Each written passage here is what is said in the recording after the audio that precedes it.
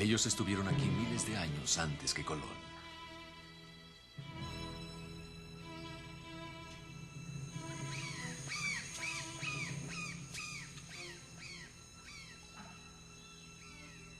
Cuando París era todavía una aldea, ellos ya construían ciudades en la selva.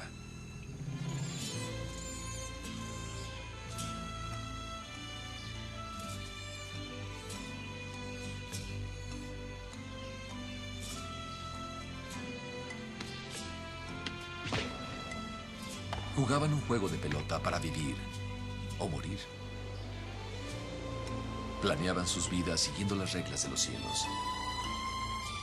Su escritura es un enigma que estamos aprendiendo a descifrar. ¡Wow! Mira esto. Es increíble. Ahora, el ritmo de los descubrimientos se ha acelerado.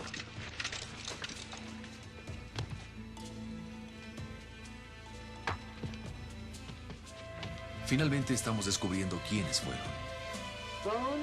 Huesos. Hay muchos huesos.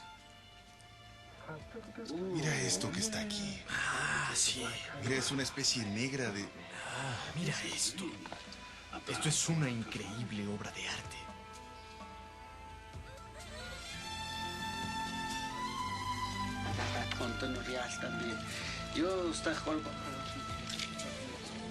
Son las personas que dicen que los dioses los crearon del maíz.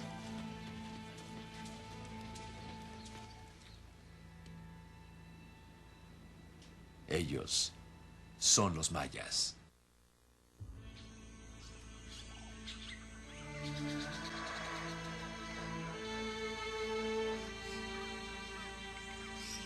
El año es 1839. El lugar, el occidente de Honduras.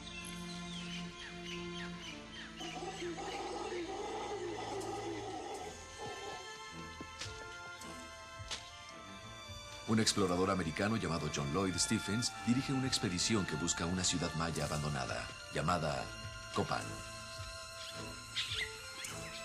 Casi no se sabe nada acerca de los mayas. Stephens está a punto de descubrir más.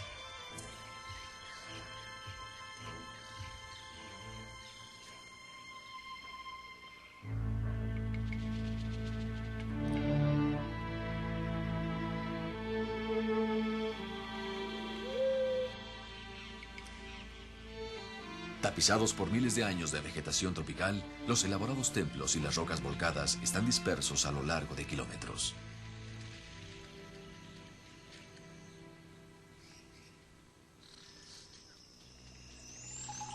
Stephens es sobrecogido por una sensación de misterio. ¿Quién construyó este lugar? ¿Qué pasó aquí?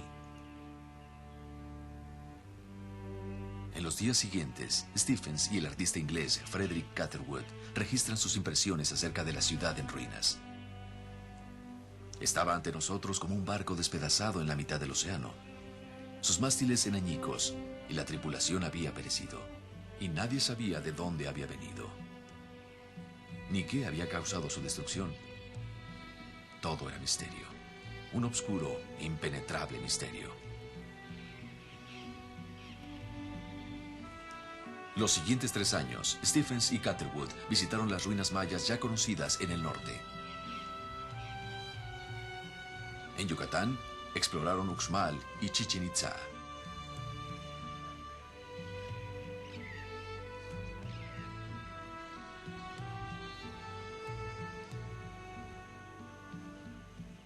En Chiapas, visitaron Palenque. Y aún entonces, los atormentaban las preguntas. ¿Quién destruyó estas ciudades? ¿Por qué las habían abandonado? La tierra de los mayas se extiende en parte de Honduras, El Salvador y Guatemala en el sur, Belice y México en el norte.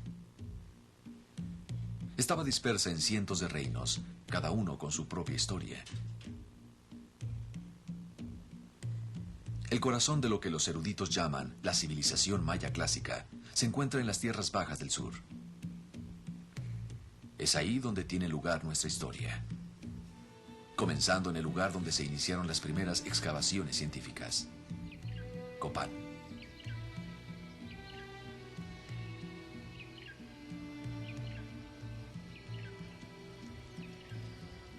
Hoy, esas ruinas parcialmente restauradas aún tienen ese aire de misterio.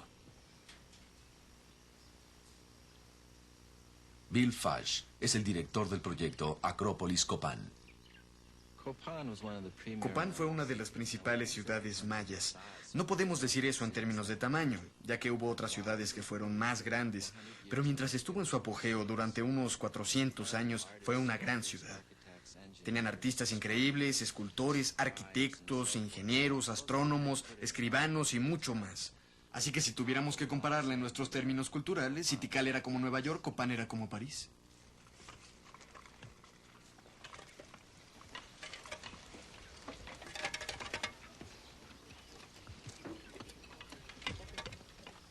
Todos los años en las últimas décadas, un grupo de especialistas mayas y cientos de trabajadores han estado tratando de reconstruir la historia de Copán.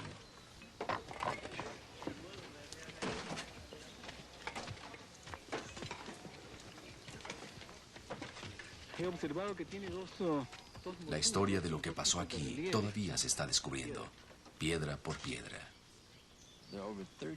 Hay cerca de 30.000 fragmentos de rocas esculpidas que alguna vez adornaron estos edificios. El problema con este rompecabezas es que no hay una muestra a seguir. No hay ilustraciones que nos permitan saber en dónde iba todo. Nosotros tenemos que resolver eso. Y el problema se hace peor con cosas como estas. Son lo que llamamos piedras SDS, las iniciales de solo Dios sabe. Porque solo Dios sabe de dónde salieron esas piedras. Los arqueólogos anteriores solo las amontonaron aquí. Así que nuestro trabajo es descubrir qué diseños adornaban las diferentes estructuras, volver a las piedras SDS y sacar las muestras que sean iguales a las que hemos desenterrado e intentar reconstruir todo de nuevo. Pero a pesar de las dificultades, el equipo de expertos de Fash ha reensamblado miles de esculturas y preservado docenas de edificios. Bueno, es un poco complicada la medida porque el petate no tiene... Cada año, la imagen de lo que fue Copán hace más de miles de años se vuelve más El clara. ángulo más saliente de las que están adentro, como estas dos.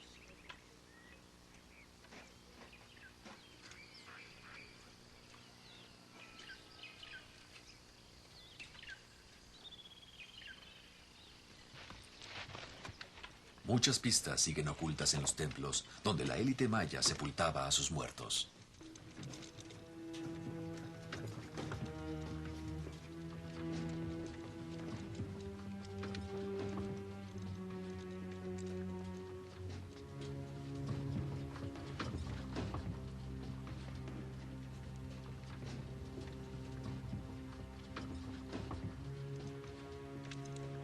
Es evidente que a los mayas clásicos no les interesaban los metales, así que no hay oro enterrado aquí.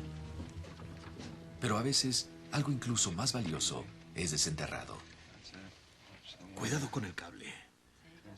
Mira esto. Sí, es una cara. Qué bien, está repintada. Tiene una capa de estuco sobre...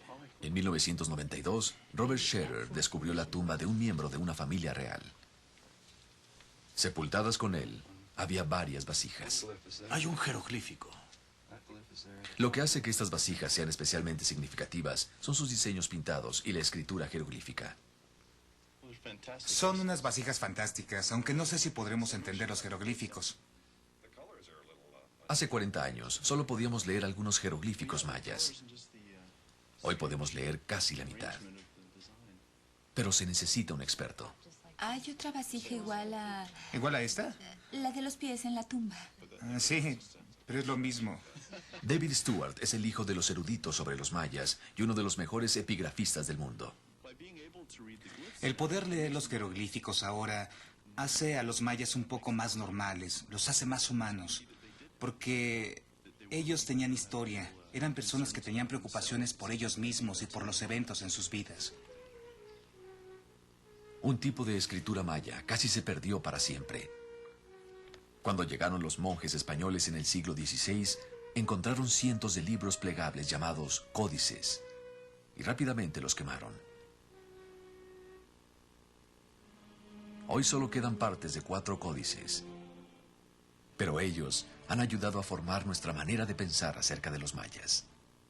Los libros son almanaques, repletos de información astrológica.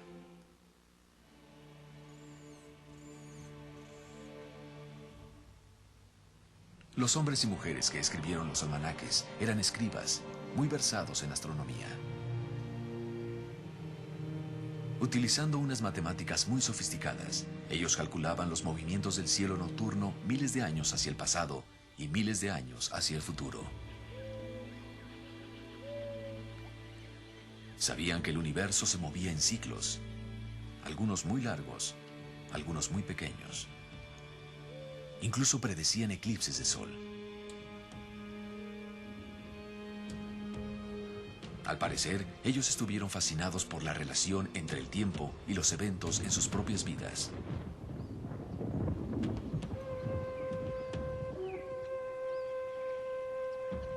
Los mayas dejaron registros en un medio mucho más permanente que el papel. Y estos escritos contienen mucho más que fechas y números.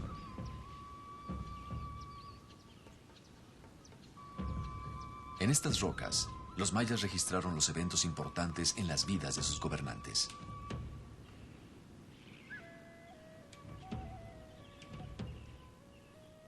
Esta es la escalera jeroglífica de Copán, el texto grabado más largo del Nuevo Mundo.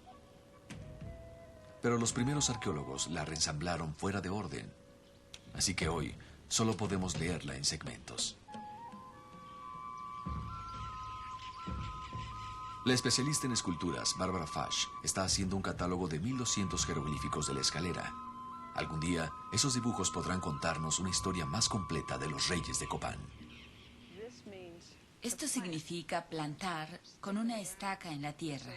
Otros jeroglíficos son más accesibles, gracias a importantes descubrimientos en las últimas décadas. Esta es la fecha. Es una... La epigrafista Linda Shell ha hecho gran parte del reciente trabajo detectivesco. Este es un arbolito Tei, y en este lado, viendo hacia el este, está joven. Pero en el lado oeste, pueden ver... Miren la barba.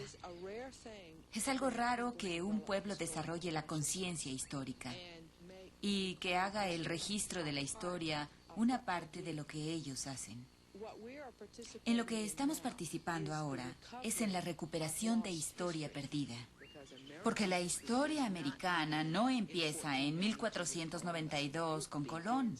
Empieza en el año 200 a.C. con el primer rey maya que escribió su nombre en una roca.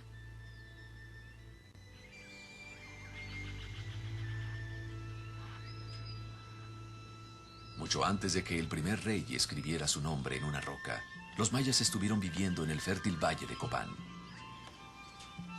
Eran cultivadores del maíz. Sus vidas estaban regidas por los ritmos del mundo natural, plantando y cosechando, naciendo y muriendo. Pero cerca del año 400 después de Cristo, la época en que Roma estaba empezando a decaer, ocurrió un cambio en todo el valle.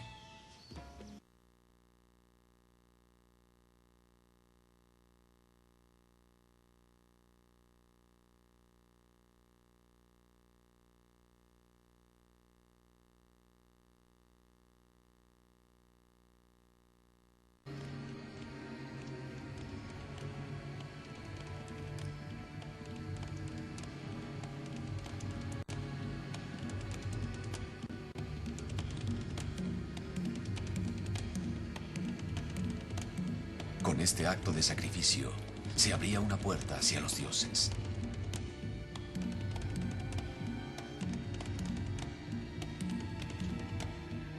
Cuando eran quemadas las tiras de papel, los mayas creían que ponían a sus dioses en el humo que se elevaba.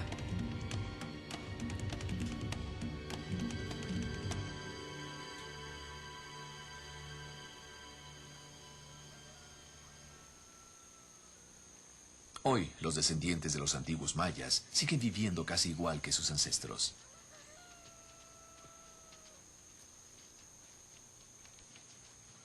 Los mitos que recuerdan y las ceremonias que practican son parte de una tradición que los dioses mayas les dieron en el principio del tiempo.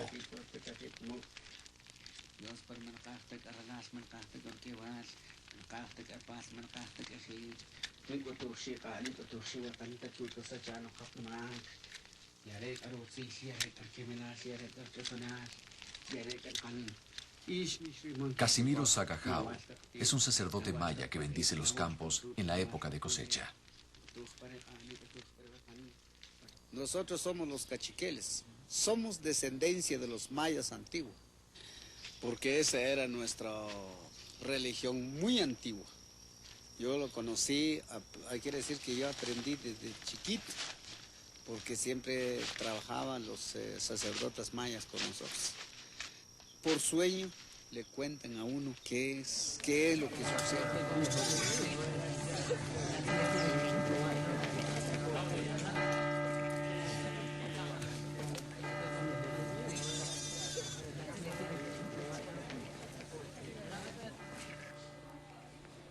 La pasión de los mayas por los rituales fue una de las primeras cosas que los misioneros españoles observaron cuando llegaron a Yucatán hace 500 años.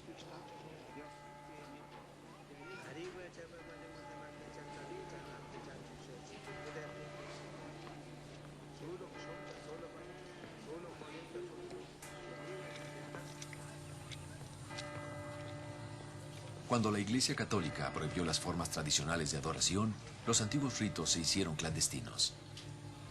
Actualmente, la religión que siguen los mayas es una mezcla de esas dos antiguas fes.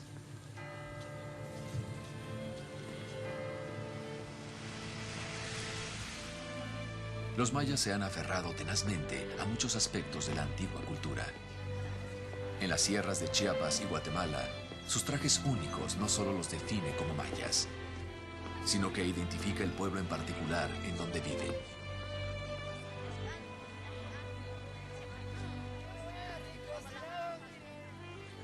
Se dice que cuando la mujer maya se pone su blusa tradicional, llamada huipil, su cabeza emerge en el centro mismo de un mundo tejido con sueños, igual que el gran árbol de la vida emerge de la tierra.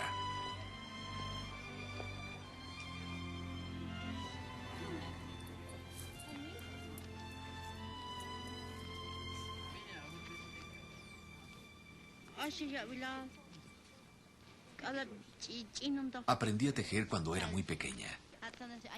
Veía cómo tejía mi madre y me hice mi propio telar.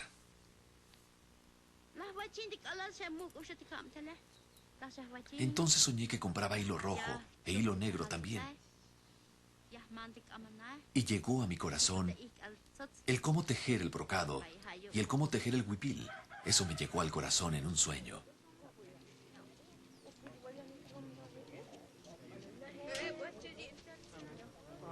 En la Sierra de Chiapas, México, Chip Morris ha trabajado con tejedoras durante 20 años.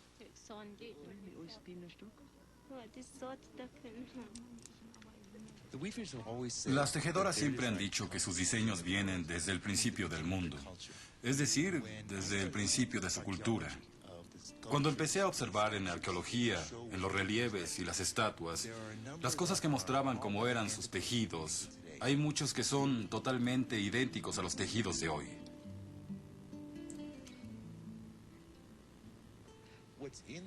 Lo que está en los diseños es un mapa de el mundo maya, pero no la superficie de la Tierra, no donde estamos parados ahora, sino el mundo de los sueños. Es el mundo donde están los dioses, donde vive el dios de la lluvia y el ángel, donde está el dios del trueno. No hay camiones, no hay casas en un huipil, solo hay imágenes de ese universo sagrado que crea la lluvia, que crea la vida, que mantiene al mundo.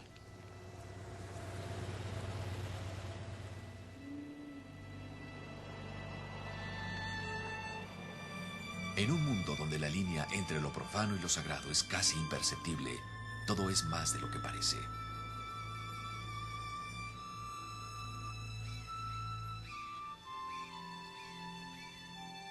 Las pirámides simbolizan montañas sagradas donde moran los ancestros. Las puertas representan las bocas de las cuevas, pasajes hacia el peligroso submundo de la montaña.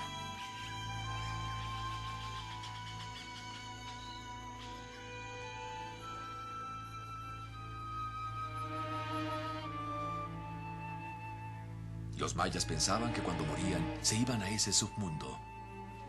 Lo llamaban Xibalbá. Era el lugar del miedo. Un reino pantanoso de enfermedades y putrefacción, del que la gente ordinaria tenía pocas esperanzas de escapar.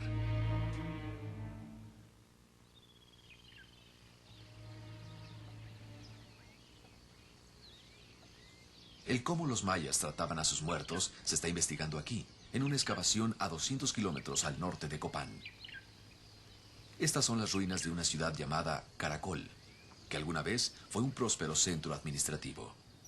Hoy es muy importante por el gran número de tumbas que se descubrieron aquí.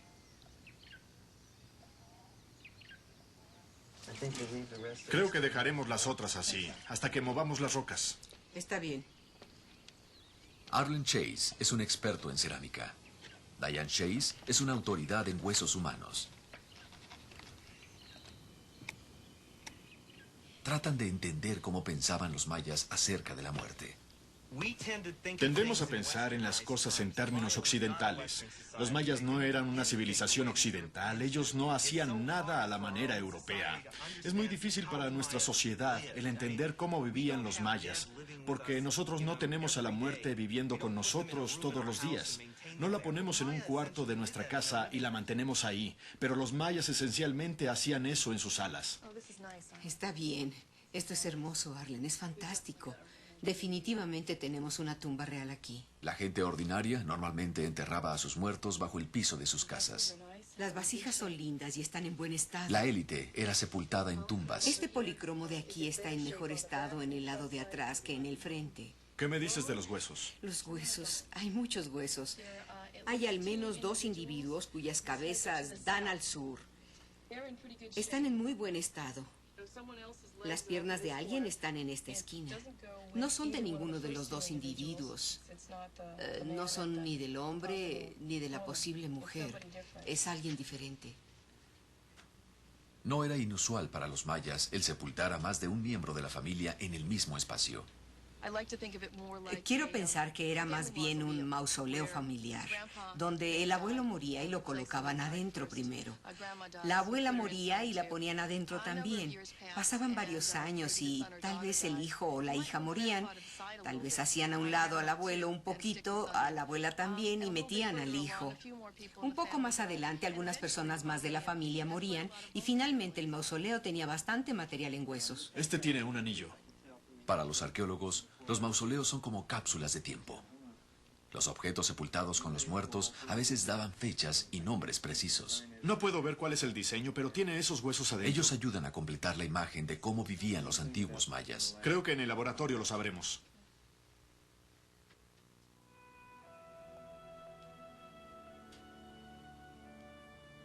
Y a veces lo que encuentran es simplemente hermoso.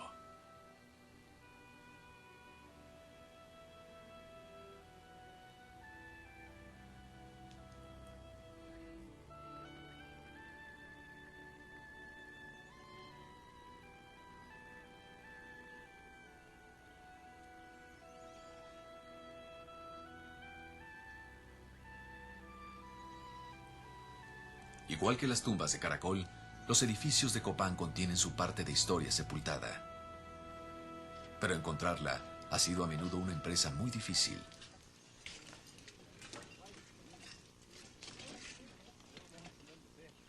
El arqueólogo hondureño Ricardo Agurcia ha trabajado en Copán desde 1978.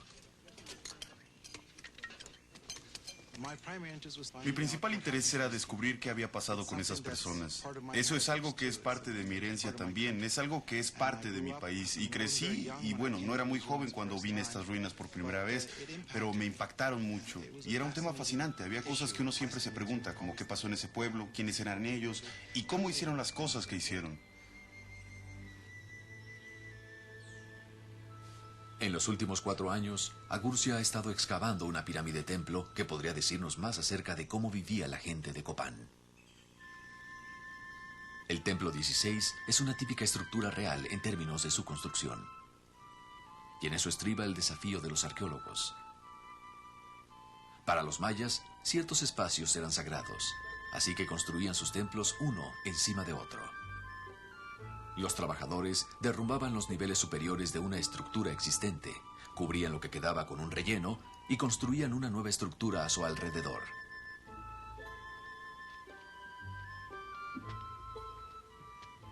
Conforme el equipo de Agurcia retira el relleno, van creando un laberinto de túneles. Trabajar en túneles a veces es muy confuso. Uno trabaja como en 3 dimensiones. Se va arriba, abajo, a los lados y en medio. Y a menudo nos perdemos y no podemos saber qué es lo que estamos viendo. La pared lisa de la izquierda antes era la pared exterior de un templo anterior. Solo siguiendo sus paredes hasta el final, Agurcia puede determinar las dimensiones originales del edificio.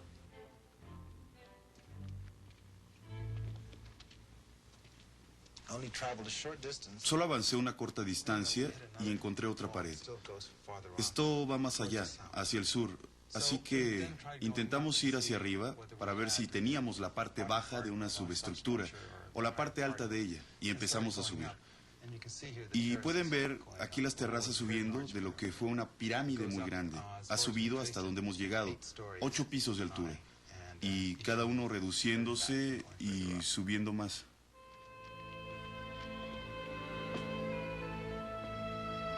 Lo que Agurcia encontró después fue totalmente inesperado. Había una tercera estructura dentro de las 2 primeras, pero esta era diferente.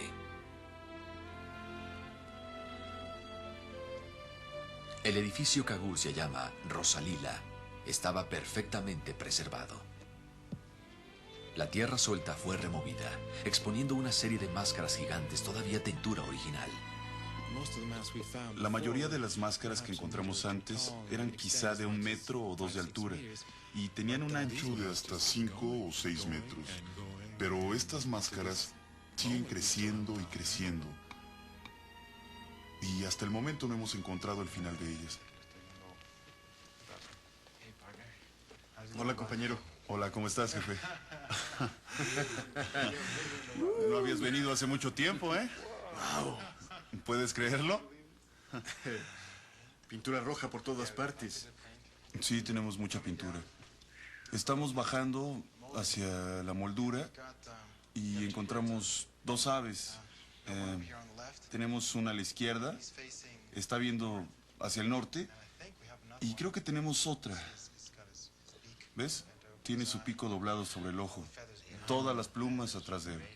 Todas las plumas radiando hacia afuera, y también es más alto que todo lo demás en la Acrópolis. Así es. Así que esto se veía a kilómetros de aquí.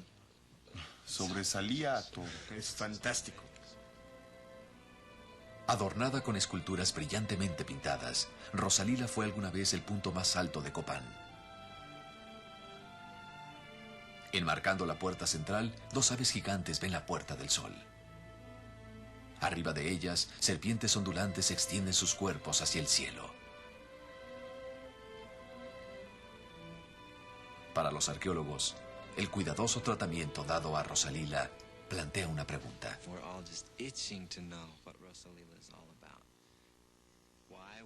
Todos estamos ansiosos por saber qué cosa era Rosalila. ¿Por qué fue dejada ahí durante 150 años y nadie la tocó más que para conservarla? ¿Por qué fue enterrada intacta? No le tocaron nada cuando la sepultaron. Todas las demás fueron hechas pedazos para construir algo más grande y mejor arriba de ellas. ¿Por qué fue momificada y cuándo fue enterrada? Y lo principal, ¿qué hay adentro de ella? ¿Qué está alojando esa cosa? Y eso es lo que esperamos que Ricardo descubra. Pero antes de que se hicieran nuevos descubrimientos, la temporada de lluvias llegó a Copán. Los arqueólogos regresan a sus casas y todas las excavaciones se suspenden hasta que termine.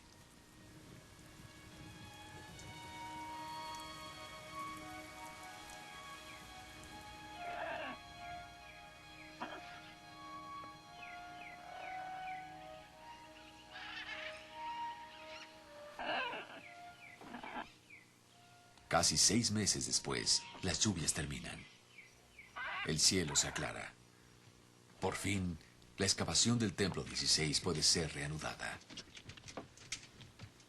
Durante otro medio año, los trabajadores continúan retirando la tierra de Rosalila. Y justo antes de que las lluvias regresen, el enigmático templo revela una sorpresa más.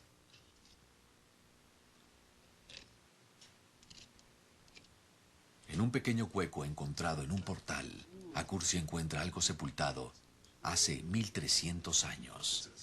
Mira esto, es una especie negra de... Ah, sí. Mira eso, mira eso. No, ahí no cabe. Le quedó justa. No creerías lo filosas que son estas cosas.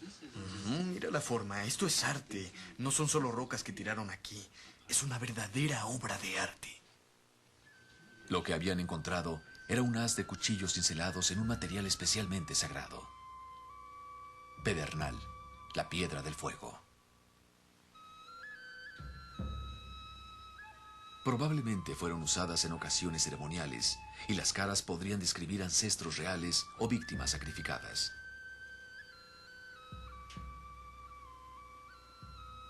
Y nadie sabe cuánto tiempo se necesita para crear esos cuchillos delicadamente esculpidos, ya que hoy en día nadie tiene la habilidad para hacer uno.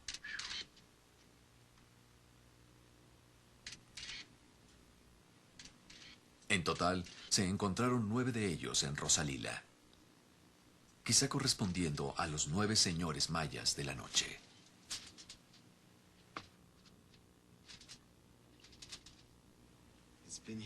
Ha estado aquí durante 1300 años y es increíble.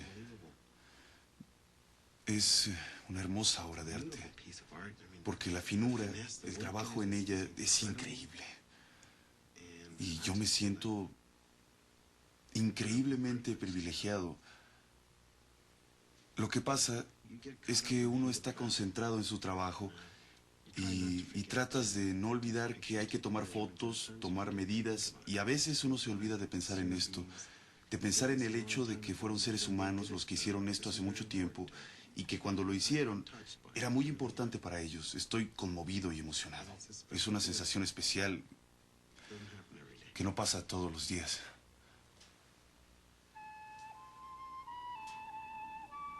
Es probable que los pedernales encontrados por Agurcia en Rosalila hayan sido colocados ahí algún día del siglo VII después de Cristo, cuando la civilización maya clásica estaba en su apogeo.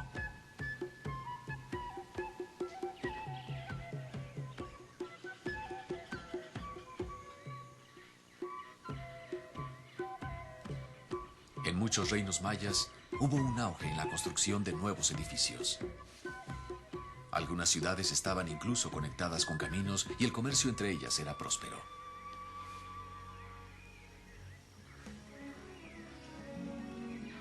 Copán estaba en la frontera del sur. Pero en el norte habían sucedido cosas en el mundo maya que finalmente lo haría tambalear.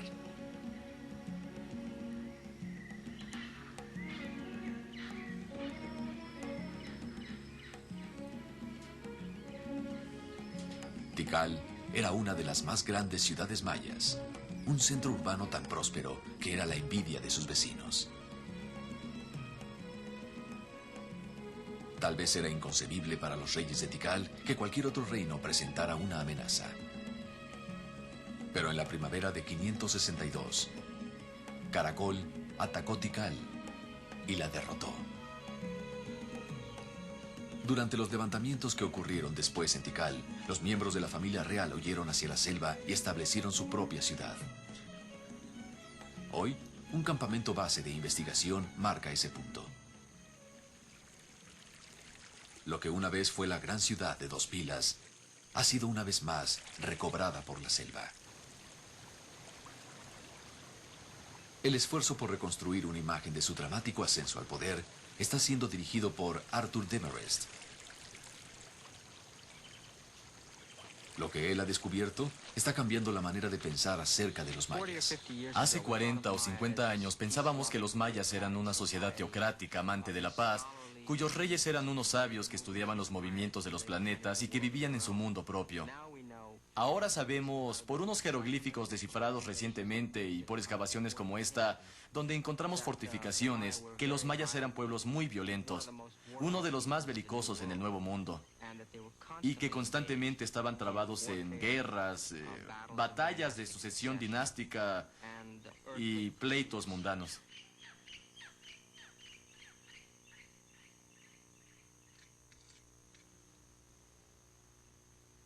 En 1990, el equipo de Demarest descubrió evidencias concretas que soportan esa opinión.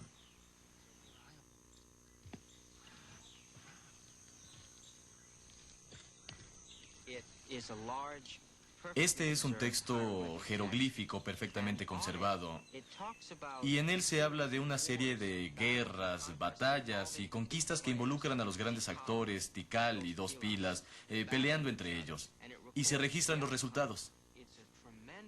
Es una información increíble, y su desciframiento creo que va a cambiar la forma en que vemos ese periodo crítico en la historia maya. Esto es increíble. Aquí dice que es el subordinado de ese señor, presumiblemente de Calakmul. Es un título increíble. Es increíble. No está mal. Está diciendo que fuimos competitivos con Tikal. ¿Por qué iba a estar subordinado a ese señor? Pues tendríamos que pensarlo, ver si era subordinación o alianza. Los epigrafistas David Stewart y Steve Houston fueron llamados para ver qué tanto podían leer del texto. Sí, claro, sí, entre... Con referencias a Bonampak y Tonina. Y después de eso, X. Y miren, ahí está. Katun. Sí, esto, Arthur, se refiere a una especie de altar y aquí se refiere a una dedicación. Se refiere a la escalera. Y miren, es un escalón. Es un escalón. Sí, es la escalera. Es una pirámide. Muy bien, lo que está diciendo es que este evento de guerra... Entonces aquí tenemos... un nuevo evento involucrado al padre del rey A. Ese cráneo de ahí es el nombre del rey de Tikal. Inicialmente parece que las guerras mayas eran de algún modo ritualizadas, estaban más dedicadas a fines religiosos. Literalmente, esos señores se vestían con atuendos tontos, disfraces arcaicos, con enormes lanzas paleolíticas, y entonces salían a enfrentarse en algún lugar y se golpeaban unos a otros. Uno de ellos era capturado, hecho prisionero y sacrificado.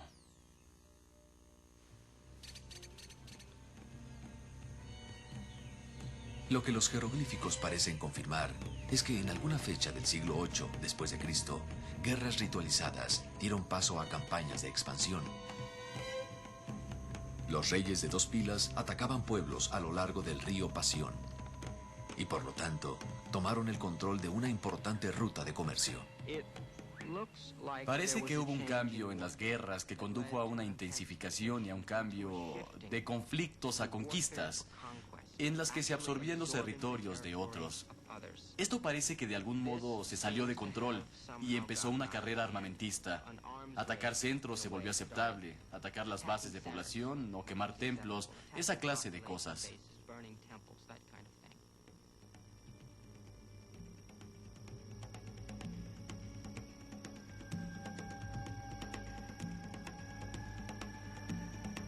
Y finalmente, las nuevas guerras también llegaron a Caracol.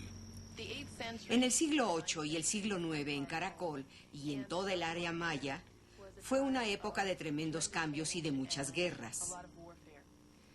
Caracol, hasta ese punto en el tiempo, había sido muy exitosa en las guerras.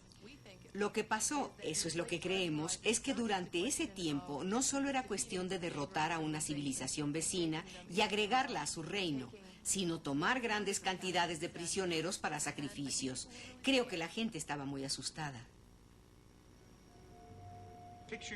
Imagínese usted en una ciudad maya, donde se han estado teniendo guerras y uno dice, muy bien, voy a ser capturado y me van a poner a trabajar. Tal vez tenga que darle 3 meses de trabajo al año a esa nación extranjera.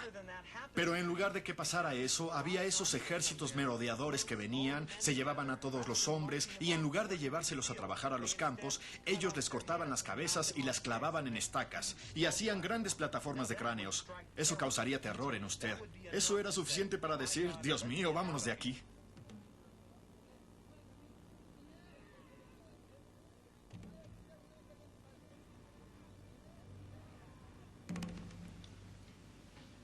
Incluso Dos Pilas finalmente sufrió el terror. Sobre la misma escalera jeroglífica están las ruinas de una empalizada construida a toda prisa. Arqueológicamente, este muro defensivo es una de las cosas más importantes y excitantes que hemos encontrado aquí. Una de las razones por la que esta pared fuera tan ordenada y tan bien hecha es porque fue hecha con bloques bien tallados que fueron arrancados. Eran de las paredes de los palacios. Así que literalmente derribaron el palacio real y construyeron esto, pasando por encima de su escalera jeroglífica para crear este desesperado sistema defensivo. Una imagen de la ciudad en sus días finales empezó a emerger. En un intento frenético por mantener fuera a los invasores, los ciudadanos de Dos Pilas erigieron 2 muros defensivos alrededor del centro de la ciudad y se muraron al interior para protegerse.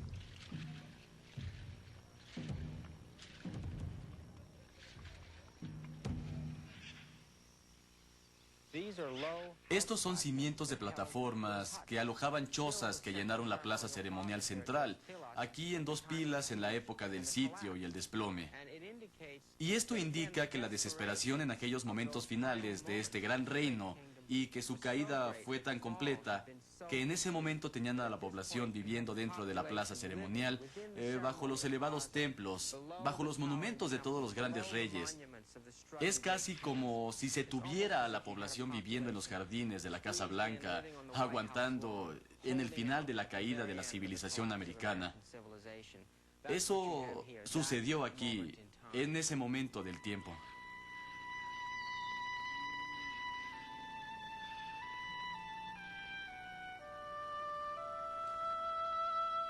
Copán, mientras tanto, luchaba con problemas de otra clase.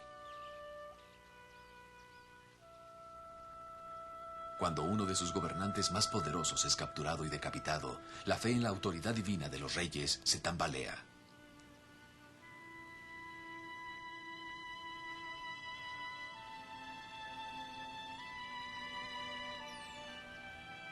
Al mismo tiempo, la población en el valle de Copán continúa creciendo. Básicamente, los copanecas se convirtieron en víctimas de su propio éxito.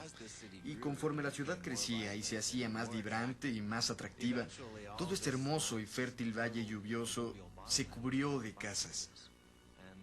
Y estaban básicamente obstruyendo sus propias fuentes de alimento. Al paso del tiempo, toda la selva fue eliminada. Eso causó una erosión a gran escala en todo el valle. Eso causó que lloviera menos, hasta que las personas ya no pudieron vivir aquí.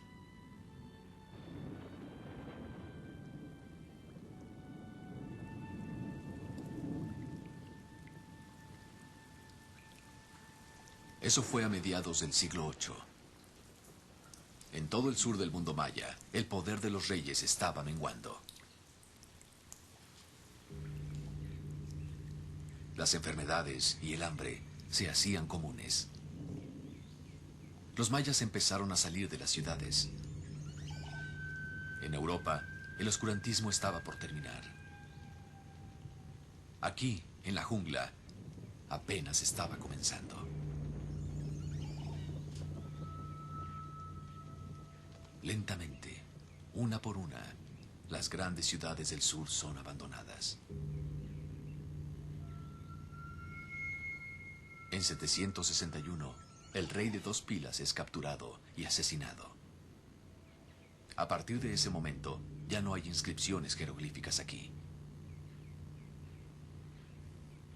La última fecha escrita en Palenque es 799.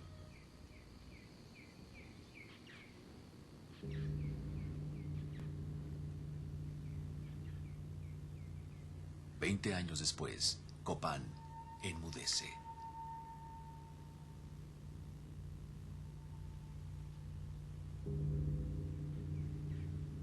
Caracol deja de registrar en 859. La última fecha registrada en Tikal fue escrita en 879. Solo unas cuantas ciudades mayas en el sur sobreviven más allá de los primeros años del siglo X. Las ciudades del norte en la península de Yucatán, lugares como Uxmal y Chichén Itzá, sobrevivirán varios siglos más. Pero ya no son gobernadas por reyes divinos. Y gradualmente, las antiguas formas de construcción, escritura y culto religioso desaparecen.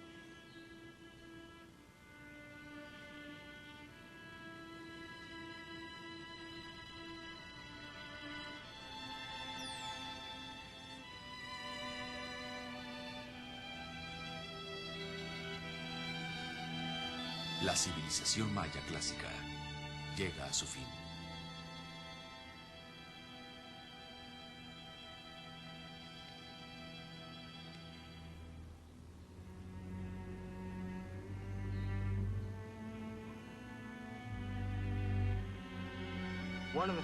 Una de las cosas que afecta a la conciencia del público acerca de la civilización es ver a esta sofisticada cultura con sus monumentos y su arquitectura, con su ciencia y su sistema de escritura en la selva cubierta y destruida, en un área que hoy está abandonada. Creo que hay un impacto inmediato cuando uno ve eso. Nos recuerda que podemos fallar, que la civilización es un fenómeno complejo y que podemos equivocarnos, y que las consecuencias pueden ser totalmente catastróficas.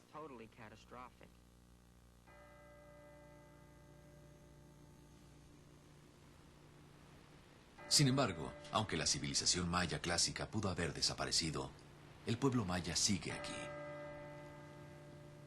Durante 3000 años, ellos han sobrevivido a las ambiciones de sus reyes y a la de los conquistadores extranjeros. Y una vez más, están sufriendo agresiones.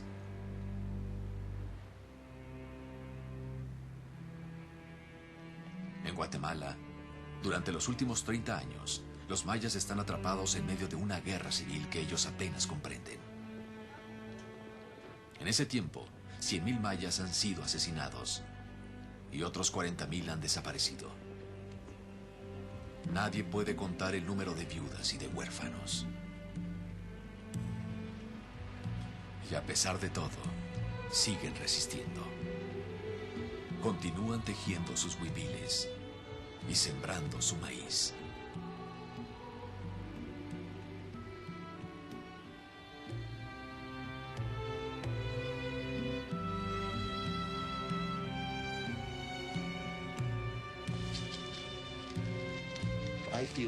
Yo creo que los mayas de hoy tienen casi las mismas tradiciones que los mayas clásicos.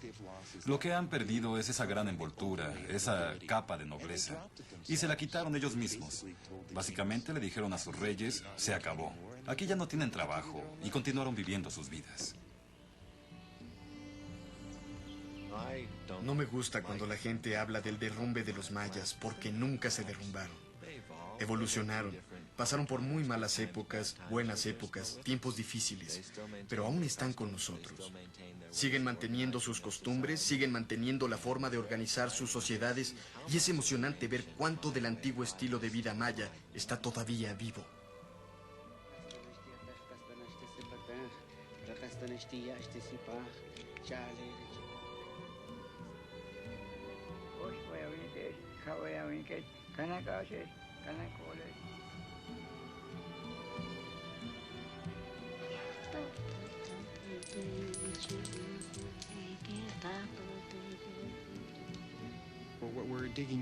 Lo que estamos excavando, lo que encontramos, es parte de nuestra historia.